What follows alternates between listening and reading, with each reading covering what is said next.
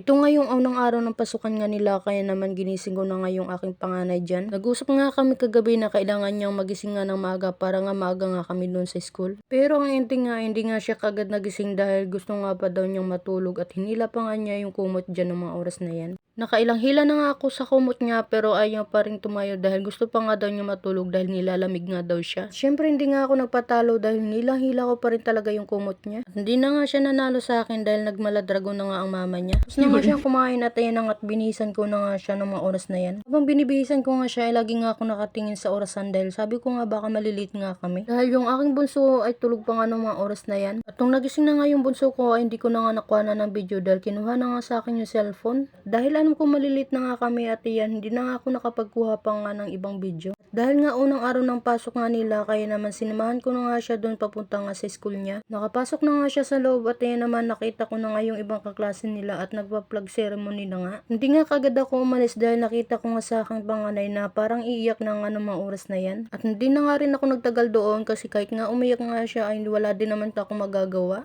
At pagkatapos nga ng ilang oras at ito na nga at susundin ko na nga yung aking panganay kasama ko nga pa rin yung aking bunso. At habang nagantay nga kami sa oras ng labasan nga nila at ito nga nakita ko nga yung aking panganay. At sa tingin ko ay medyo okay na nga siya kumpara nga kanina dahil kanina nga ay parang iiyak na nga. At nung nakalabas na nga siya, nagtaka nga ako kung bakit siya nga yung unang bata na nakalabas at hindi nga sunod-sunod sila. Pero ang sabi nga niya sa akin ay dahil nga daw ilabasan na. At pagkarating nga namin sa bahay ay marami na nga siyang kwento at ito na nga at pinakita nga kagad yung kanyang ginawa. Hanggang dito na lang yung aking video. Paalam!